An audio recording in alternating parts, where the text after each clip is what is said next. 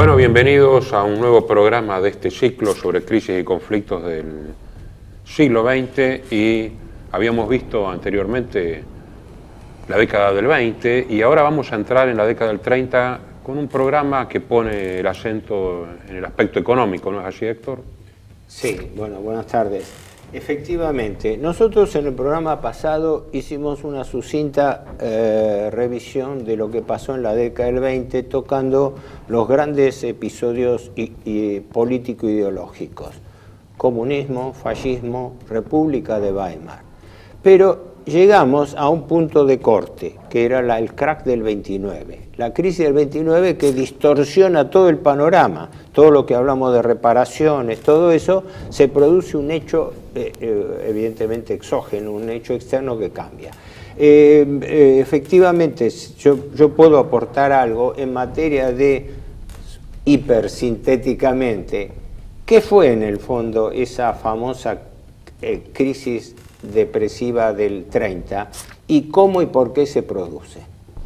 Para eso hay que rebobinar, a mi juicio, un poco lo que pasó en la década del 20. En la década del 20, década de los años felices de los Estados Unidos, lo que llamaban los felices 20, ¿no? Estados Unidos tenía una expansión económica extraordinaria. Indemne de la guerra. Salía siendo acreedor de todos los países europeos.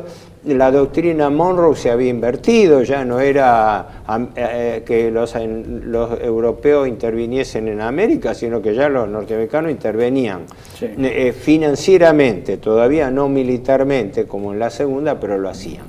Ahora, lo mismo en Francia y otros más. Pero ¿cómo y por qué se creó esa expansión que terminó en una burbuja financiera especulativa?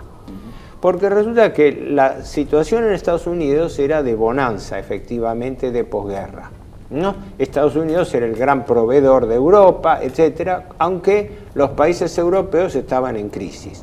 No nos olvidemos que acá estamos bajo un trauma. Cuando terminó la Primera Guerra Mundial, los países occidentales, especialmente Francia y también Inglaterra y Estados Unidos, no digo que navegaban en la abundancia, Estados Unidos sí, pero tenían un buen pasar. Pero en la Europa central y oriental estaban a los tiros, definiendo quién frenaba el comunismo. Revoluciones internas, guerras civiles. Claro. Ahora, ¿qué estaba pasando en Estados Unidos? En Estados Unidos, con esta bonanza, si bien la desigualdad de ingresos era muy marcada, porque había un alto nivel de pobreza, pero la clase media y alta se había alargado no solamente a una bonanza, sino a comprar títulos en bolsa. ¿Y cómo se producía eso? Eso el que lo estudia muy bien es Eduardo Conesa, quien conozco, es un nombre, pero aparte académico, lo tiene esto perfectamente bien. Pero en hipersíntesis, porque si no, estos temas son infinitos. ¿Cuál fue el pecado original de esa bonanza? Que las tasas de interés después de la guerra eran bajas. Entonces, ¿qué hacía la gente? Como acá la bicicleta financiera. Tomaba préstamos baratos en los bancos y compraba acciones que estaban en suba, porque como la economía andaba próspera, las empresas vendían, se cotizaban bien en bolsa, y entonces caía toda una demanda de acciones, pero que estaban apalancadas en los bancos. O sea, ese era el esquema básico. La gente o las empresas, porque esto no era solamente el chiquitaje, ¿no? Se endeudaban barato y con esas deudas compraban títulos en bolsa. Entonces la bolsa empezó a subir, a subir, a subir. Se empezó a generar lo que conocemos, una burbuja. Todas las burbujas siguen la misma regla. Hay un aumento artificial de los precios de un determinado valor, que llega un momento en que llegaron a un nivel peligroso de artificiosidad y caen, ¿no? En el siglo XVII fue la famosa crisis de los tulipanes holandeses, que fue un desastre. se pusieron de moda los tulipanes, sí, se vendían al valor de una casa, hasta que se dieron cuenta de que eso era demasiado efímero para sostenerlo y ahí vino un crack tremendo. Sí. Bueno, lo mismo los Estados Unidos tenían ya experiencias y de ahí los famosos enfrentamientos interbancarios por, entre otras, lo que fue el llamado pánico de 1907, que lo terminó bancando... Antecedente de la crisis del 30. 1907. Sí, sí. Es claro que esa crisis, ese pánico, dio el motivo, argumento o excusa para constituir la Reserva Federal. Porque da la casualidad que los mismos involucrados en el pánico de 1907 fueron los que después armaron la docena de bancos que constituyeron la Reserva Federal, con el argumento de que frente a estos pánicos tenía que haber un banco central como prestamista de última instancia. Sí. ¿Me explico? Sí, muy financista. Sentido de la oportunidad. Claro. Entonces, vuelvo a esto. ¿Qué pasa? Pero, sí. Disculpame que te interrumpo un segundo. Pues sí, no, hágame porque no quiero monopolizar yo tanto. No, por supuesto, pero esto es tema tuyo y lo estás exponiendo de una manera admirable. Pero lo que quería decir es que esa crisis del 7 que vos señalás, que es un anticipo, bueno, que termina la Reserva Federal o que empieza en la Reserva Federal según cómo se la mire, no, o qué relación le ves vos a ese paso de Estados Unidos hacia la Reserva Federal y luego, posterior a la inmediata crisis del 30 en Estados Unidos, la aparición de la doctrina Stimson. ¿Cómo se compagina y la modificación de la doctrina Monroe? Porque acá hay un rompecabezas que habría que armarlo bien, claro. Sí. Pero vamos a llegar a eso. Yo lo que quiero primero es cómo se fue gestando esa burbuja y cómo y por qué estalla. ¿Por qué? Porque hay una explicación muy simple. Y es fundamental, y es financiera, no es económica.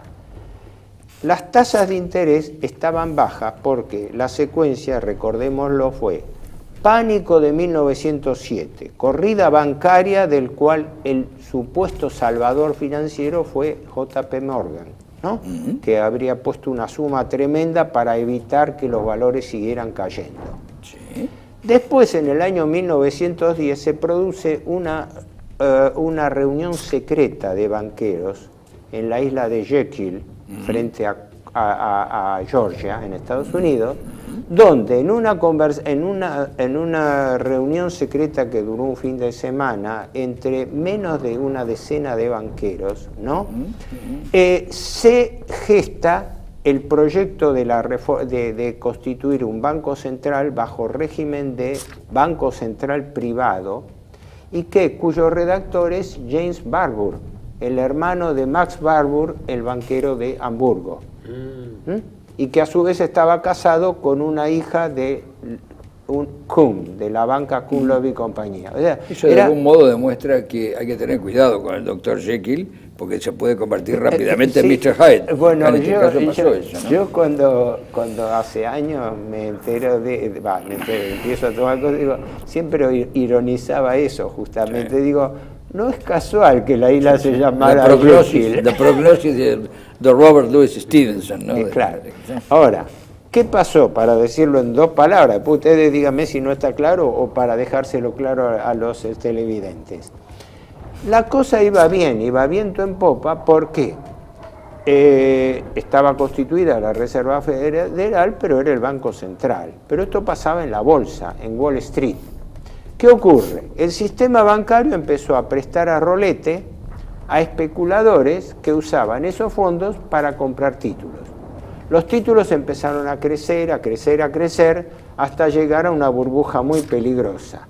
La burbuja muy peligrosa es cuando alguien se da cuenta de que acá llegaron los valores demasiado altos y van a empezar a bajar, entonces se empiezan a vencer y entonces aceleran la crisis, que es la lógica de todas las crisis.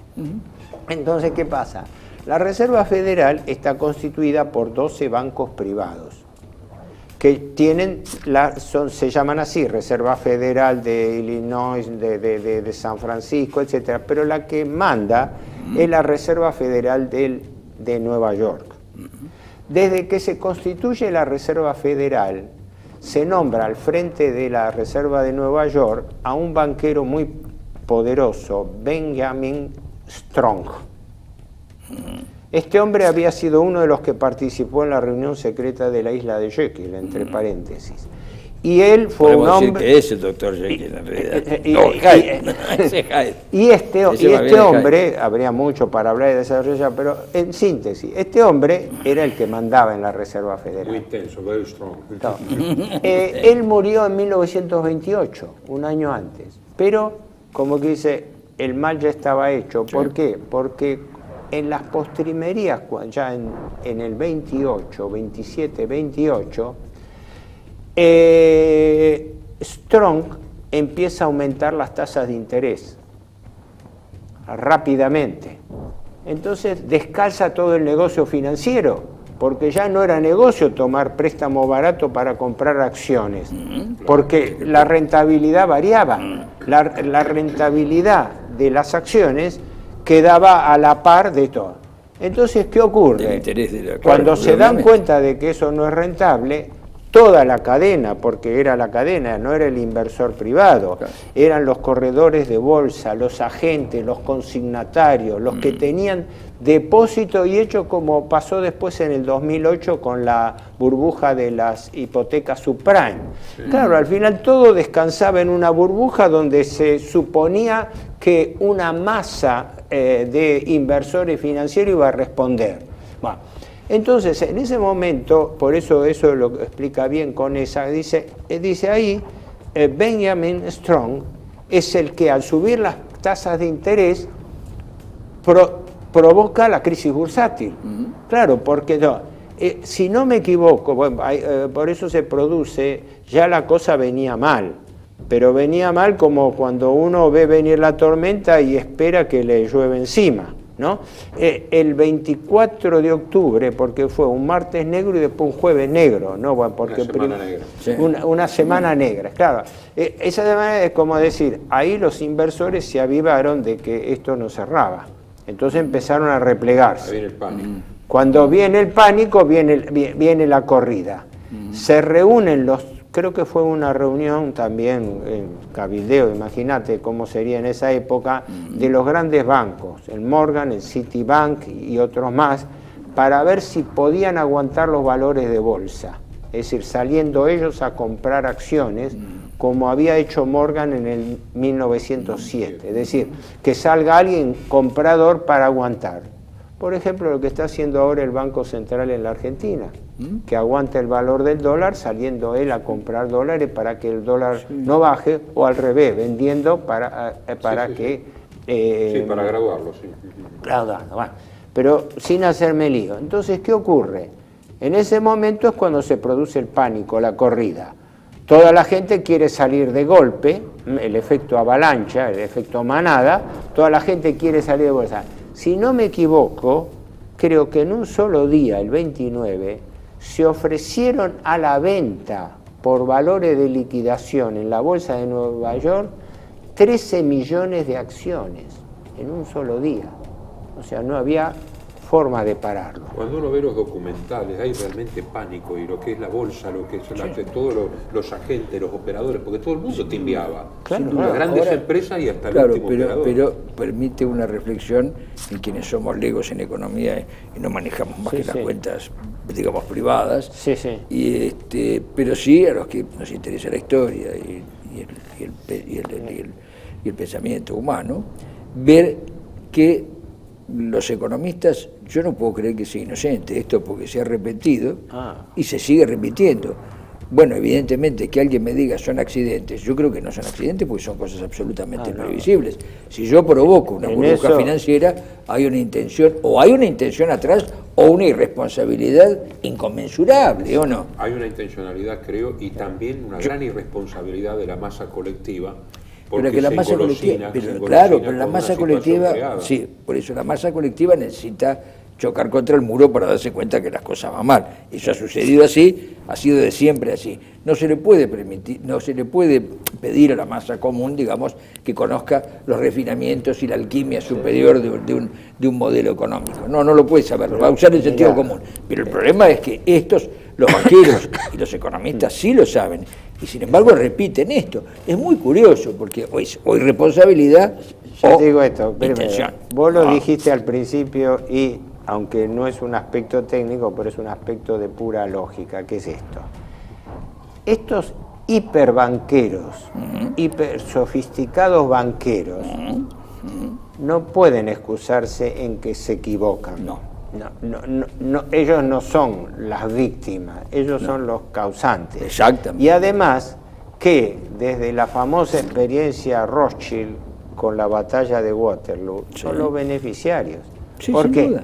Porque son los que, viendo venir la tormenta antes, se retiran antes de que venga la manada. Y siempre queda algún herido en el camino, acordemos, ¿no? Pero de la Baring hace poco tiempo. No es que tienen la fina sensibilidad, no es que tienen la fina sensibilidad para percibir lo que va a pasar, sino que ya saben lo que va a pasar. Lo hacen, lo provocan. A veces vos has contado la luz es tan grande que quedan víctimas en el camino, como la Baring. Víctimas quedan siempre, y no hablemos de los pobres inocentes que confían en esto y dicen, acá hay un premio Nobel de Economía que tiene la solución. Sí, el sí, premio Nobel que tiene la solución para los banqueros, pero no para nosotros. La cosa era muchísimo más compleja, pero para reducirlo a la esencia. ¿Por qué? Porque no nos olvidemos que la década del 30 no se puede interpretar sin esta crisis, esta depresión económica mundial que después tuvo efecto en todos los ámbitos, especialmente en el ámbito político. Pero redondeando esto nada más, ¿qué ocurre? Ahí se produce una caída estrepitosa de valores. Entonces, por eso el viejo dicho ese de quien ve una vaca, quien se quemó con leche ve una vaca y llora. Sí. Yo cuando siento hablar de banquero siento que mi magra billetera no es gordita como yo, es más bien magra, tiembla en el bolsillo.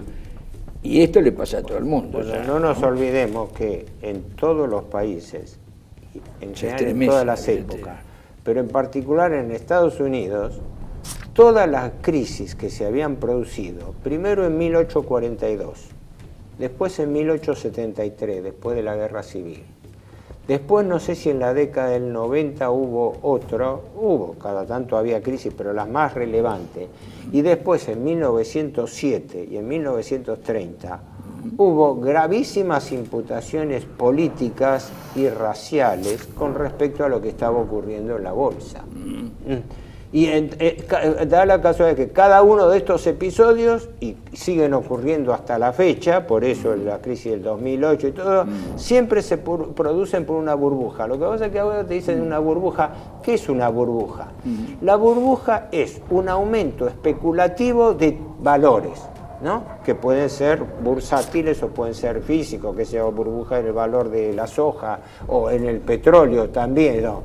Pero que como no responden a un mecanismo natural de mercado, ni supuestas leyes regulatorias automáticas de oferta y demanda, sino de especulación, y en este caso de especulación bursátil, terminan en crisis. Esto es lo que provoca la crisis.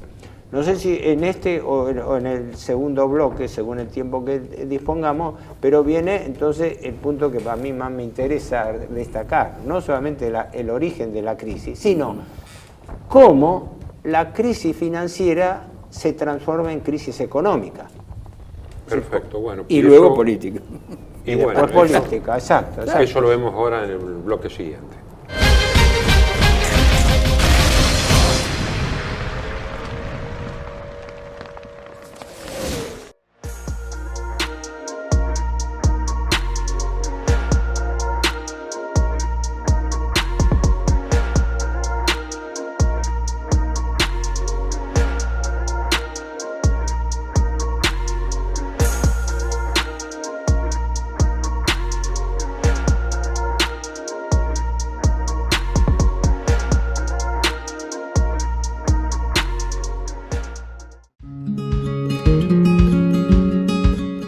Residencia de Los Ángeles es un hogar para adultos mayores habilitado en la ciudad de Buenos Aires, cuyo objetivo es la atención y cuidado de pacientes de la tercera edad. Más de 30 años de experiencia nos respaldan. Trabajamos con dedicación para cuidar a nuestros abuelos y así ofrecerles la felicidad y comodidad que ellos merecen. Estamos en el barrio Villarreal, pasaje Francisco Bauzá 2372, casi esquina Tinogasta.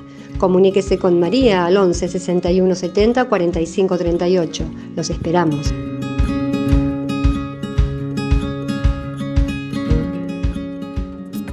Bienvenidos a CEPA, Centro de Estudios del Pensamiento Americano. Nuevo sitio web de cursos de formación en política, filosofía, historia, literatura, geopolítica, religión, psicología y más. Cursos de formación que reflejan el verdadero pensamiento americano. Lo invitamos a elegir el curso de su agrado ingresando en www.cepa.la.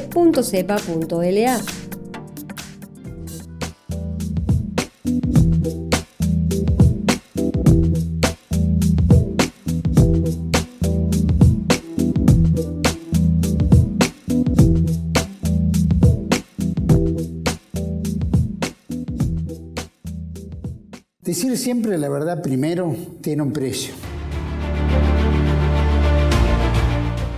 Pero todos los días, en cada programa, en cada reportaje, en cada esclarecimiento, descubrimos que decir la verdad vale la pena. Decir siempre la verdad tiene un precio. Pero cada vez que recibimos tu apoyo, entendemos que seguir luchando vale la pena. Dependemos de tu ayuda. TLB1, toda la verdad primero.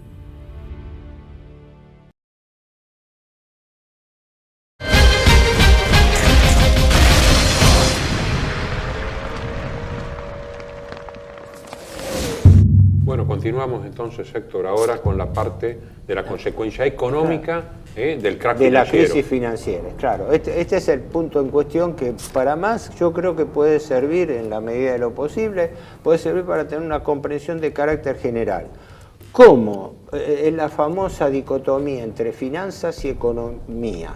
Es decir, que la gente confunde finanzas, que es el ámbito de arbitraje entre tipos de cambio, tasas de interés, especulación, con el ámbito de la economía, que es la economía de la producción física, la comercialización, inversión de productos, etc. Entonces, ¿cómo una crisis bursátil se revierte, y en esta magnitud, en crisis económica? Obviamente, las acciones corresponden a empresas. Si las acciones de las empresas caen en bolsa, las empresas se descapitalizan aceleradamente. En consecuencia, inmediatamente se repliegan. En un solo día, creo que fue al 29, fue el jueves negro, una cosa, en un solo día perdieron el trabajo 100.000 personas en Estados Unidos, en Nueva York. 100.000 personas de aquella época. Claro. Sí, después, como pasa siempre, como había pasado en 1907 y en otra, los primeros que caen son los bancos chicos y favorecen la concentración en los bancos grandes, claro, porque los bancos grandes tienen espalda para aguantar, mientras que los bancos chicos que habían prestado y eran depositarios de títulos, se encuentran licuados. Que esos títulos, claro, porque los compradores los dejaban, no sé si en caución o en depósito, en manos de los corredores bursátiles. Pero el corredor bursátil, ¿qué hacía con una acción que no valía nada? Entonces iba también a la quiebra. Y el banco que prestó iba a la quiebra porque el que pidió el préstamo lo clavaba porque no dejaba de pagar. Entonces no tenían que responder y claro, solamente respondían aquellos que habían creado la situación. Exacto, exacto. Y los bancos chicos, que eran los peces pilotos, el tiburón con hambre se come hasta el pez piloto. Y ahí aparece también una causal específicamente económica, que es, con el progreso técnico industrial, se produjo, esto lo hablaba yo muchas veces con el profesor Desmayeux, y hasta discrepábamos con él, porque él me censuraba a mí, que yo tenía puntos de vista distintos, pero amigablemente, ¿no? Sí. Desmayeux decía algo que estamos todos de acuerdo. Dice, lo que pasa, dice, que el capitalismo no ha podido superar su pecado original, que es la tendencia natural a la sobreproducción.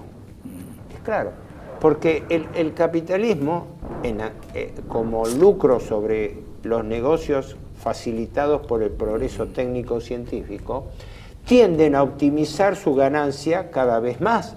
Ahora estamos hablando de robotización, donde se prescinde directamente de la mano de obra. Sí. Entonces, ¿qué ocurre? El capitalismo naturalmente tiende a la sobreproducción. Entonces ahí viene toda una larga controversia, esos británicos lo han desarrollado bien, Seldon y Penham, hay una, bueno, eso, qué sé yo, no creo que haya autor en economía. Perdón, nuevamente, lo vivimos hoy, lo vemos, la superproducción baja la calidad del producto necesariamente, aún en los productos naturales, baja la calidad, que poner más fertilizantes. Eso es un aspecto de la calidad. Baja la calidad y además produce, un grave problema en el rapport, vos lo sabrás mejor que yo, en el juego del precio y el mercado y los precios, sin ninguna duda, ¿no? Y trae consecuencias, las consecuencias políticas, porque acá hay un principio que hay que tenerlo en cuenta, ¿no? Es decir, la economía tiene que estar al servicio del hombre. Sí. La economía es una ciencia, y una ciencia práctica, pero tiene que estar al servicio del hombre. Cuando las cosas se invierten, van mal, porque vos acabás de señalar 100.000 desocupados en un solo día en los años 30. Se comentó, equivale a 20 o 30 millones de horas mínimo. La cantidad de parados en Estados Unidos empezó a subir tan astronómicamente que al año 32, antes de la asunción de Roosevelt, estaban más de 6 millones de personas. Y en el 33 estaba en 11.300.000 desocupados. Que para la fecha son que después porcentaje enorme de la población. ¿Cómo se traslada a Europa esto? Entonces, para no perder el hilo, porque perdón por la interrupción. Es más difícil sintetizar que explicar a veces, ¿no? Y aparte que tampoco me agrada pero no quería perder el hilo esto. ¿Cómo la crisis financiera se transforma en la económica? Primero, por la caída del valor bursátil de las empresas. Consecuentemente, un repliegue. Así, cuando hay una corrida, la gente trata de salvar su dinero de cualquier manera. Eso inmediatamente restringe el consumo, se produce un efecto inflacionario sobre los precios, cae la producción, paran las empresas, empieza el paro, la desocupación, ¿no? Pero la denominación es paro. La cantidad de parados empieza a crecer en forma geométrica, ¿no? Porque es claro, es como pasa acá ahora con la pandemia. Vos parás, vos prohibís trabajar a los restaurantes, como ha hecho el actual gobierno, y todo eso tiene un efecto en cadena, porque pierde trabajo la gente, baja el consumo, etc.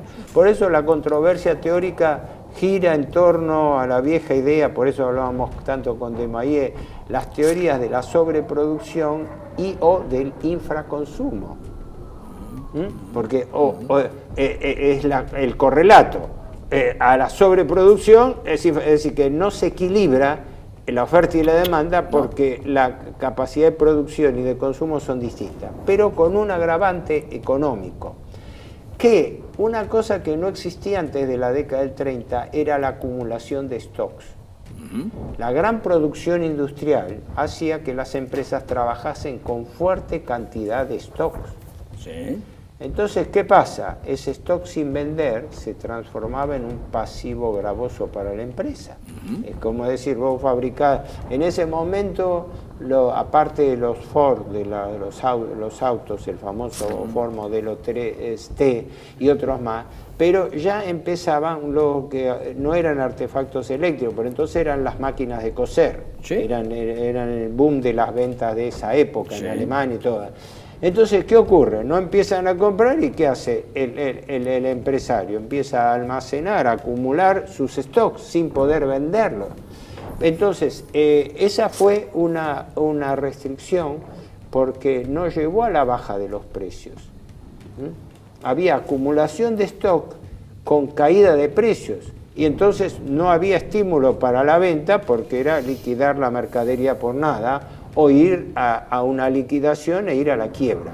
Entonces empiezan a cosas, bueno, es famoso y no es original lo que voy a contar, de tirar la comida al mar o a la basura para bueno, ocurrieron cualquier cantidad de fenómenos. De estas anomalías que cita indican... después, cuando esto se propagó al mundo, se cita que a raíz de la caída estrepitosa del valor internacional del café, en Brasil fueron quemadas, destruidas y tiradas, pero millones de toneladas. Claro, porque hay documentación. Por eso yo cuando escucho hablar, no, está bien, es una cosa personal, pero cuando escucho hablar de estas teorías económicas y que viene a hablar un premio Nobel de Economía y demás, no solo se estremece mi billetera, muy magra, pero se estremece, sino que además me provoca una inquietud enorme, porque temo que las consecuencias van a ser malas. Claro. Más notable. Ahora, ¿no? Entonces, tratando de redondear acá, esta es básicamente la forma en que una crisis financiera se transforma en crisis económica.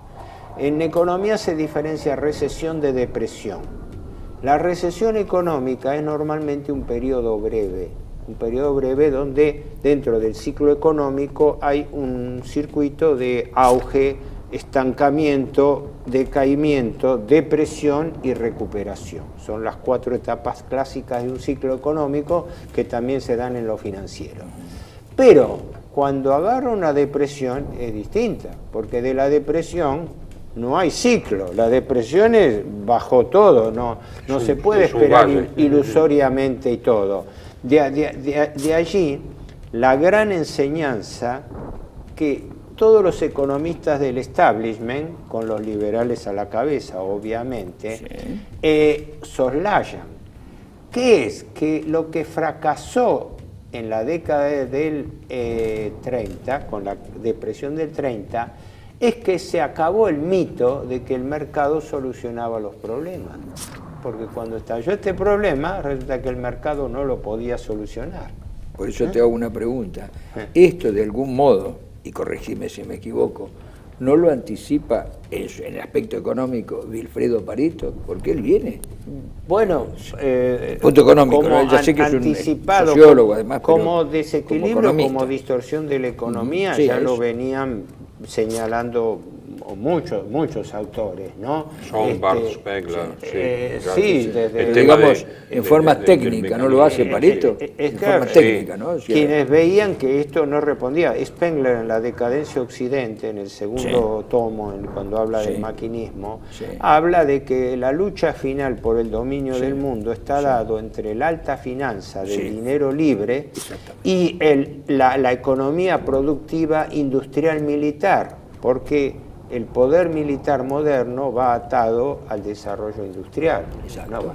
Pero, para no perdernos, termino simplemente esto. Bueno, este efecto en cadena se traslada a todo el mundo, porque Estados Unidos ya era la primera potencia del mundo, y como pasó con las hipotecas subprime en el 2008, claro, todos los países que imitaron el mismo esquema era así. ¿Por qué? Porque capitales europeos habían emigrado a Estados Unidos a aprovechar esta bicicleta financiera. Y cuando se corta en Estados Unidos, empieza a haber perjudicados ahí. En las distintas metrópolis. Y entonces, por eso empiezan a caer bancos en Alemania.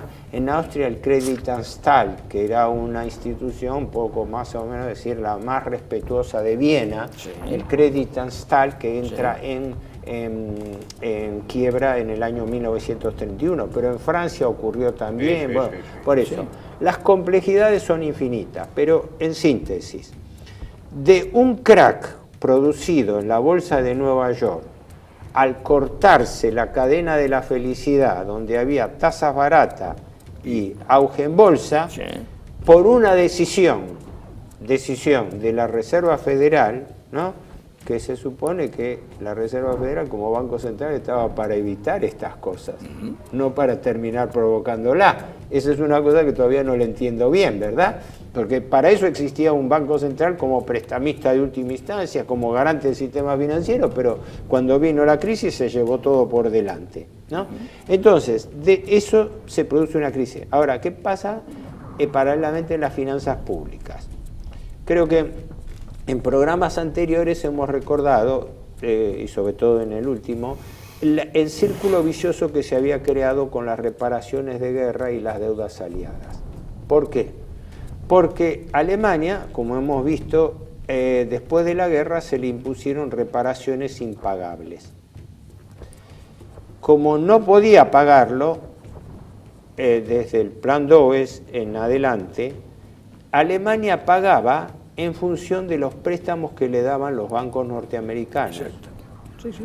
Porque la ingeniería del plan Dawes fue hecha por Charles Dawes, que creo que era general, pero cuyo verdadero artífice era un hombre de la banca Morgan, que era Owen Young, que después hace el segundo que se sienta plan. en Versalles como si fuera una potencia más. Exacto. Y era de la Unión Mundial de Bancos. Eran dos, como una superpotencia. Vos lo recordaste bien.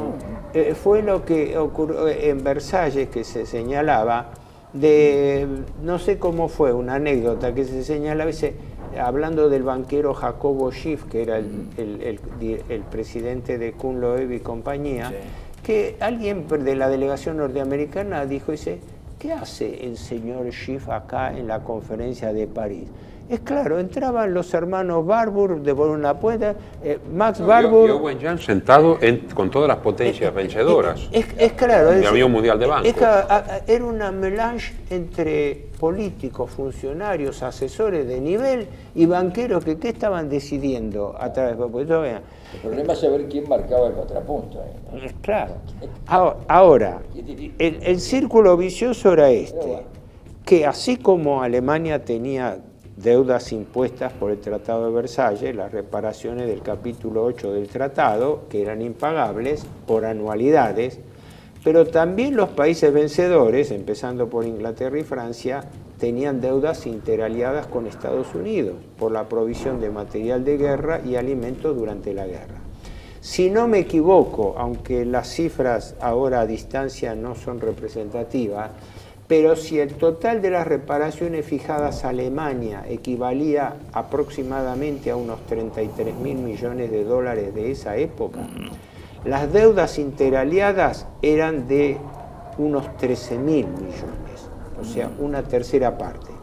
Pero entonces, ¿cómo se cerraba el círculo vicioso perverso? Alemania no podía pagar las reparaciones, por eso la ocupación francesa del Ruhr, etcétera, para cobrarse en especie. Entonces, al estar Alemania con una deuda sin capacidad de pago, Estados Unidos le prestaba a Alemania para que Alemania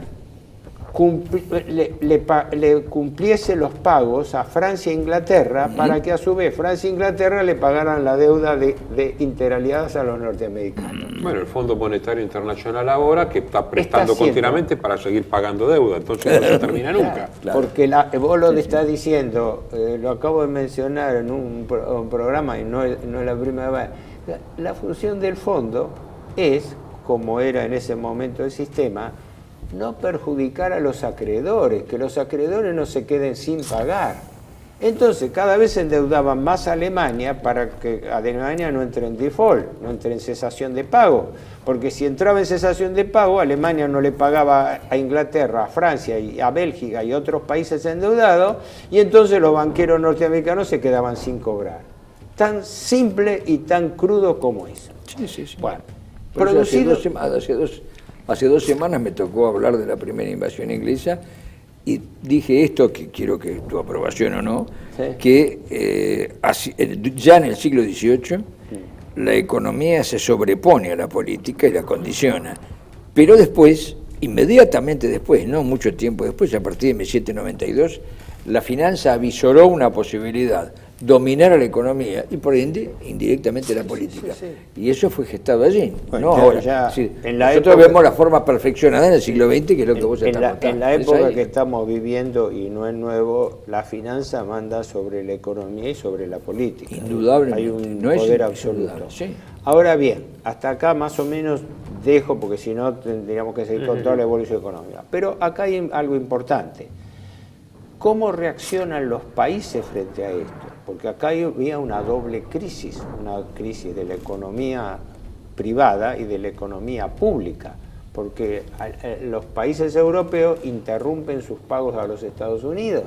Hablaste de la desconfianza respecto del mercado porque el mercado no solucionaba nada.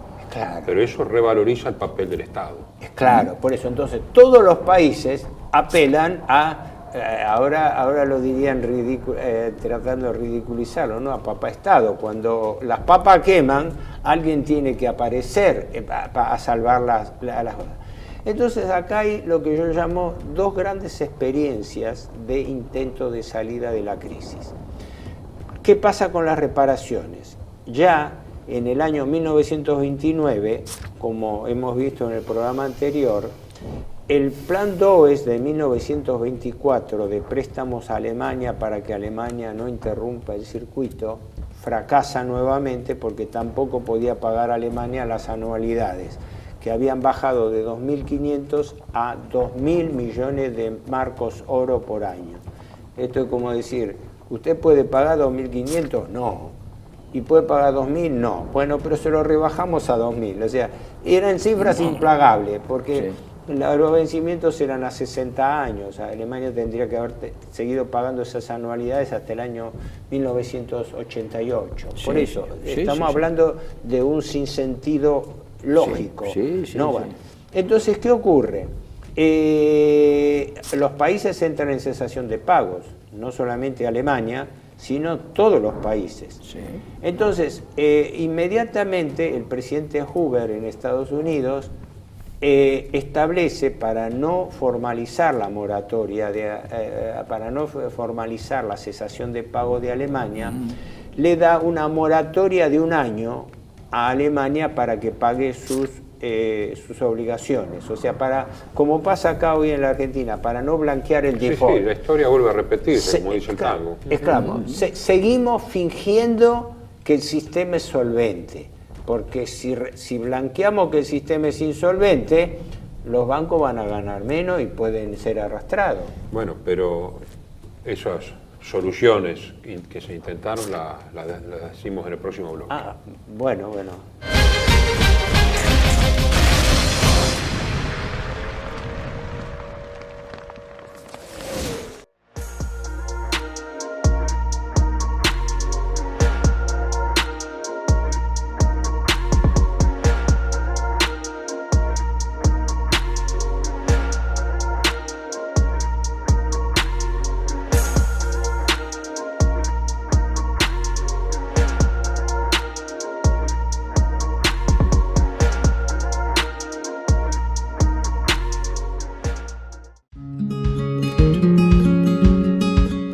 Residencia de Los Ángeles es un hogar para adultos mayores habilitado en la ciudad de Buenos Aires, cuyo objetivo es la atención y cuidado de pacientes de la tercera edad. Más de 30 años de experiencia nos respaldan. Trabajamos con dedicación para cuidar a nuestros abuelos y así ofrecerles la felicidad y comodidad que ellos merecen. Estamos en el barrio Villarreal, pasaje Francisco Bauzá 2372, casi esquina Tinogasta. Comuníquese con María al 11 61 70 45 38. Los esperamos.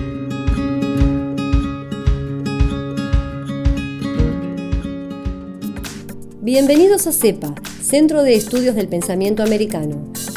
Nuevo sitio web de cursos de formación en política, filosofía, historia, literatura, geopolítica, religión, psicología y más. Cursos de formación que reflejan el verdadero pensamiento americano. Lo invitamos a elegir el curso de su agrado ingresando en www.cepa.la.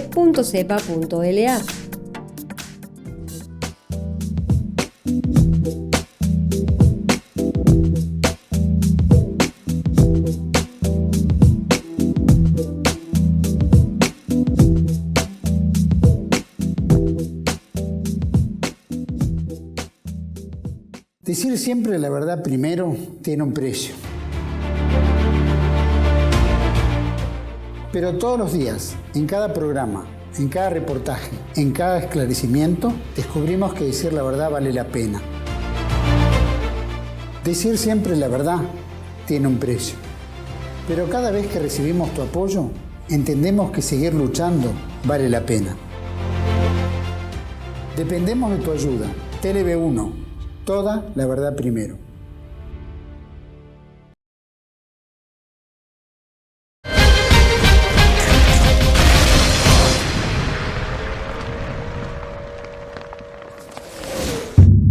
Estábamos en la moratoria Hoover. Cortamos en la moratoria Hoover. Expliquemos la secuencia. Crack del 29, crisis que se traslada de la finanza a la economía, ya a partir del 30 el tema de los parados, la cesación económica, se transmite a la economía pública, se cortan en la práctica los pagos de reparaciones, entonces... Y termina en la economía doméstica, que es lo lógicamente.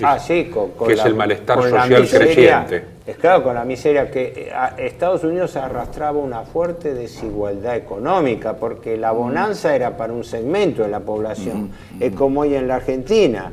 Sí, un sector de la población de clase media puede vivir bien, pero hay un 44% de gente que vive debajo del nivel de pobreza. No olvidemos los documentales norteamericanos sobre los rompehuelgas y la represión policial a las huelgas en Estados Unidos con una dureza increíble. Sí. Bueno, el 1 de mayo, ¿no? El 1 de mayo. Claro. La secuencia pública, en 2 palabras, fue así.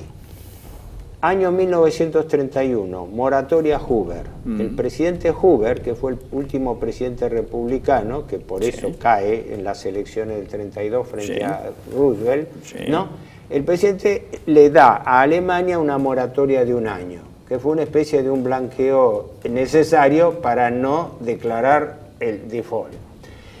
Al año siguiente, a comienzos creo que del 32, se hace la conferencia de Lausana en Suiza, donde se participan Alemania como deudor y también los otros países aliados, ¿no? Donde se conviene en que, dada la crisis terrible internacional, hay que suspender los pagos de deudas internacionales. Y en particular, si no me equivoco, a Alemania se le da a entender que se le extiende la moratoria 2 años más, o sea, a 3 años. Que no se llega a cumplir porque en enero asume el gobierno nacional socialista, Hitler denuncia el Tratado de Versalles y ya suspende el pago de reparaciones. ¿Y qué sucedía en Estados Unidos con un proyecto de Roosevelt? Ahora, es claro, aquí viene algo, a ver si por lo menos lo puedo dejar planteado. Yo veo 2 grandes líneas divisorias de aguas. Benito Mussolini dijo una frase célebre en el año 30 que hay que tenerla presente.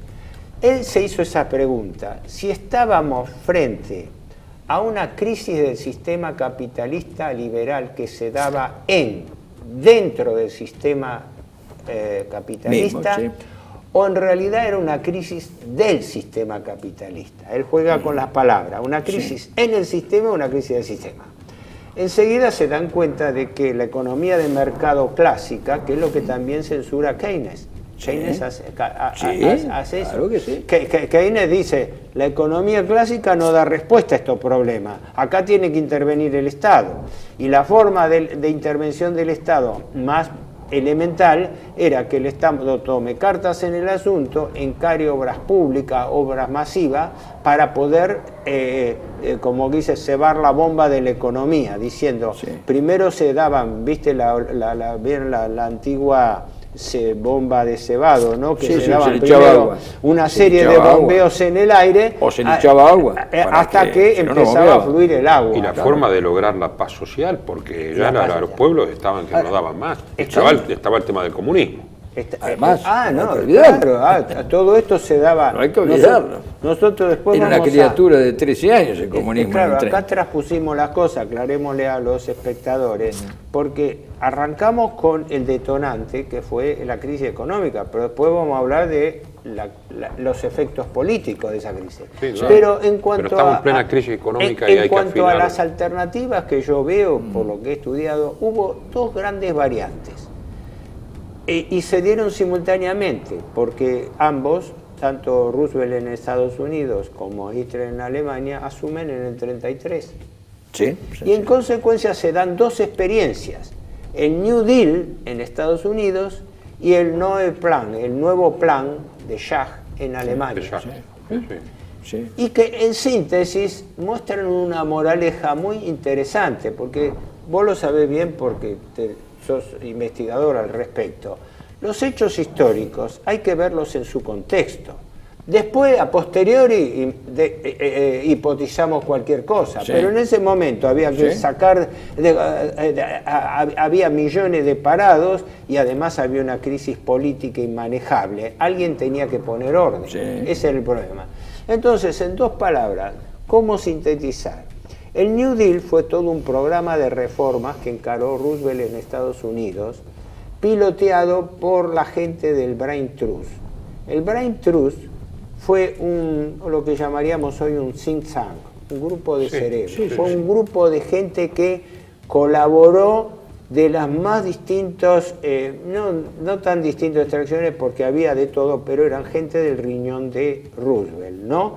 Desde Bernard Baruch, el mismo banquero que había asesorado a Wilson, ¿no? Hasta Lamont, que era un especulador bancario en realidad, que arreglaba, él era un especialista en entuertos de deuda externa, etcétera.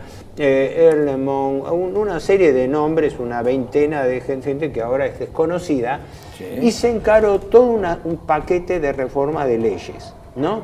Algunas revolucionarias porque eran de carácter social, ¿no? Con alguna influencia de ejército y marina, aprovechando el tema del presupuesto para, también, claro. Y claro, el famoso tema de potenciar la flota de los dos océanos. También había una posición geopolítica en esto, indudablemente. Sin duda, sí. Bueno, entre las leyes más importantes fue el Smoot-Morley, que era, porque ¿qué pasa? Todos los países encararon políticas proteccionistas, porque como nadie tenía divisas, todos los países del mundo, pero que la primera que lo encaró fue Estados Unidos con la ley Smoot, se llamaba ley, no, me confundí, Hawley-Smoot, de 1930. Fue una ley norteamericana que Estados Unidos, la primera potencia, fue la primera que la tomó, de elevar los aranceles de importación para frenar la entrada de mercaderías extranjeras, pero que fue respondida por todos los países del mundo, o sea, esto no era un proteccionismo de un solo país. Se dictan una serie de leyes, la más notable, fue la de confiscación del oro. Porque resulta que se dicta una ley por la cual estaba prohibido tener oro, porque como la Reserva Federal se había descapitalizado por la transferencia de divisas por la balanza comercial negativa, Estados Unidos necesitaba oro. Entonces se dictó una ley por la cual primero se devaluó en un 70% el dólar, que era también un incentivo para que la gente cambiara con un poco de mejor valor el oro. Pero se obligaba a la gente a venderle el oro al Banco Central, a un tipo de cambio un poco mejor, pero se lo obligaba. Decía, ojo, estamos hablando del país de las libertades económicas, ¿no? Esto hay que recordárselo a todos los economistas del Estado. Hay un libro que se llama Roosevelt, dictador democrático. Sí, yo ahora quizás no haga tiempo a ver, pero estos libros que tengo acá son de Galbraith, que Galbraith era uno de los socios, pero Galbraith en ese momento, un joven economista y cosas, era miembro entusiasta del New Deal, pero crítico a muerte de algunas de las medidas que se estaban tomando y opositor a Keynes. Bueno, habría que hablar mucho. No vamos a hacer a tiempo, quizás a verlo, pero... No, es importante hablar de Galbraith. Yo creo que tenemos que tomarnos el tiempo necesario. Pero ahora voy a lo siguiente. El gran mito del New Deal fue que hasta el día de hoy se tiene el New Deal como un modelo de éxito de salida de la crisis. Pero no lo fue. No lo fue porque a los 3 años del New Deal, a los 4, Estados Unidos vuelve a caer nuevamente en la crisis de 1937, que fue tanto peor que la del 33. ¿Sí? Por eso se dijo, y se dijo con razón, que lo que verdaderamente salvó la crisis norteamericana fue la planificación de la guerra que después estalla en el 39-40, donde allí se da la verdad, decir, porque Estados Unidos a partir de esa fecha empieza con el propio Bernard Baruch, empieza con la Junta de Empresa de la Defensa, empieza a preparar la producción en masa de material de guerra. ¿Sí? Esto es importantísimo, esto lo señala Sauvy, un autor francés muy conocido. También, viste, Sauvy era demógrafo también, y demógrafo, todo. Sí. Lo dice en forma muy cáustica, porque los franceses no se la guardan en ese sentido, ¿no? Muy cáustica, de que los resultados del New Deal terminaron en la crisis de 1937, ¿viste? Acá soslayan los temas, ¿no? Y se vende como un éxito del New Deal, que el New Deal fracasó. Y lo que realmente levantó a Estados Unidos fue la economía de guerra que planificó para... A fines de los 30 estaban todos, digamos, planificando economía de guerra, no solamente las autocracias, como se dice habitualmente, porque Estados Unidos a la cabeza, que tenía además más recursos. Porque esa fue efectivamente lo que ocurrió del otro lado del Atlántico con Alemania. Porque Alemania encara un plan, una vez liberado de las anualidades de Versalles, encara un plan acelerado. No nos olvidemos que lo encara nombrando ministro de Finanzas a Hjalmar Schacht, que no era un nazi, era un hombre ligado a la alta finanza, amigo de Norman Montagu, el presidente del Banco de Inglaterra, un hombre que venía del riñón de la banca, que había estabilizado el marco. Por eso se lo nombra como negociador. La intención es que negocie. Él era ministro de Finanzas y firma y establece lo que llamó el nuevo plan. Por eso fue considerado el mago de las finanzas alemanas, lo cual era cierto. Fue puesto con una intención. El combate, la desocupación es exitoso. Cuando él reemplaza el aspecto especulativo por el aspecto trabajo, hace una verdadera revolución. Claro, porque era un banquero, entre comillas, nacional. Nosotros tenemos que ver que hay, sobre todo de la época bismarckiana en adelante, hay una disputa en la propia Alemania entre lo que es, digamos, el capital especulativo financiero y lo que es el capital abocado a la industria y a la producción, que es el que a principios de los 30... que para mal o para bien es el que puede hablar de bien común, mientras que el otro no puede hablar de bien común. Por eso, yo no sé si ustedes saben que cuando se hizo el artículo del primer Rockefeller para la Enciclopedia Británica, lo pagó Rockefeller y dijo, pongan filántropo. Es decir, él no era banquero, era primero filántropo y después banquero. Pero en fin, en un mundo donde los banqueros se llaman filántropos, en fin, eso. Porque tiene una fundación, y se pone los zapatos en las manos y los guantes en los pies. Ese libro, que es un clásico que después Schacht escribió después de la Segunda Guerra, porque él salió libre en Nuremberg, ¿no? Acá estuvo invitado a dar conferencias. Exacto. Yo tuve oportunidad de asistir a alguna de las conferencias de Schacht que trajo el empresario Cao Sarabia. Cao Sarabia, sí, por vino pero acá lo explica, la base revolucionaria de Schacht tenía mucho que ver, no digo con la idea geseliana o de Feder o algo así, pero se basaba, lo dice el capítulo, no toda emisión monetaria es inflacionaria. ¿Por qué? Porque se partía de la base que el dinero aplicado a la producción concreta te levantaba, y con eso... que era función sana del dinero. Claro, entonces, primero, él es nombrado ministro de Finanzas y también director en el Reichsbank, del cual había sido presidente cuando fue, que lo hemos hablado, cuando fue la estabilización del marco en 1923 con el Plan Dawes, ¿no?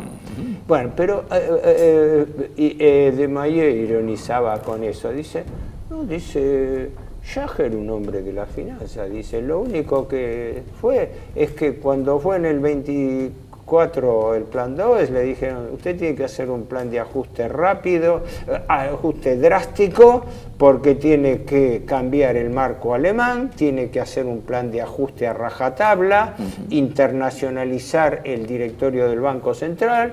El otro dijo, sí, lo hizo y estabilizó en un año el marco, ¿no? A un costo altísimo de desocupación, pobreza, crisis. Sí, pero el objetivo se logró.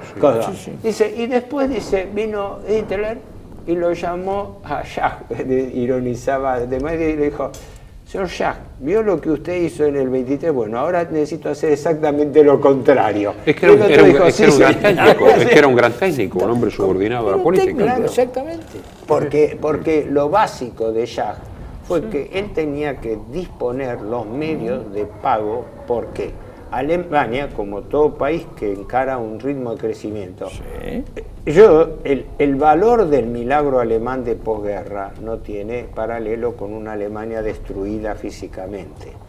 Pero la gente se olvida de ponderar lo que yo llamo el primer milagro alemán, que fue el de la década del 30, que se hizo partiendo no solamente de la base de una tabla cero a nivel financiera, sino que además cargó con todo el montaje y el financiamiento de una economía de guerra que después estuvo en condiciones de competir contra todas las potencias aliadas.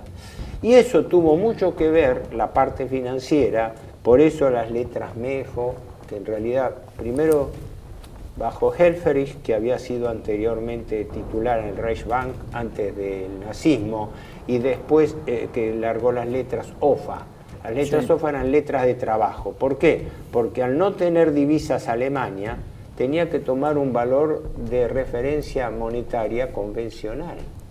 Entonces, ¿qué pasó? Una de las invenciones de Jacques, que son poco conocidas de nombre, pero poco conocidas, yo he hecho 2 trabajos al respecto, que eran esas letras MEFO, que eran una suerte real de moneda paralela, por la cual bajo el endoso de una letra de una empresa fantasma del Ruhr, que llevaba esas siglas, MEFO, que traducida era un nombre en alemán que tenía como 20 palabras, ¿no?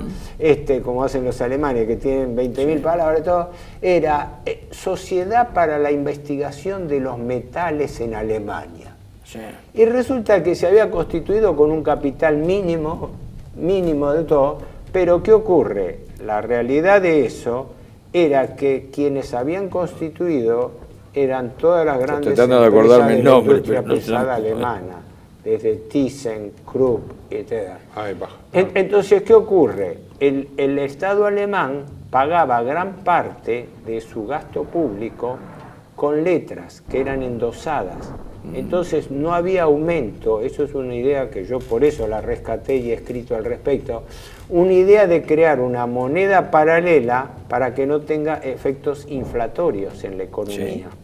Porque entonces aumentaba. Esa es, como decía, la gran diferencia que teníamos con Desmayeux, porque yo le ponderaba que lo que realmente levantaba la economía era la economía de guerra.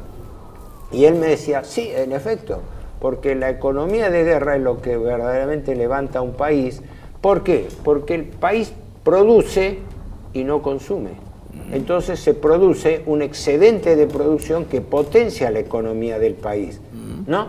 O porque va a la destrucción o porque va a la acumulación, pero no se mezcla en el consumo, no se Entonces, ¿qué ocurre? Esas letras MEFO sirvieron para soportar, tuvieron 2 grandes destinos. Primero, la reactivación de la economía alemana, las Autobahn, las autopistas. Todo el renacimiento del crédito, porque en Alemania, al no haber moneda válida, no había crédito. Entonces, en ese momento se estableció crédito. Y el crédito era dar préstamos a empresas a baja tasa de interés. Entonces, automáticamente se reactivó la economía y el empleo. Entonces, el gobierno alemán tomó una Alemania con 6 millones de desocupados, que notablemente coincidían en parte con la cantidad de votos que recogía el Partido Comunista en esa época, ¿no? Y tenía 6 millones de desocupados, y eso en enero del 33, que asume a Adolf Hitler, y en el año 35 la desocupación había caído a una desocupación estacional de 500.000-600.000 personas. Yo tengo en el 36 1 millón y en el 37 500.000, pero bueno, más o menos lo 500.000, sí, bueno, hay siempre un desempleo. Hay una cosa importante que decir, porque ya tenemos que terminar el programa. Los aliados en Versalles cometieron un gravísimo error para ellos. ¿Qué fue?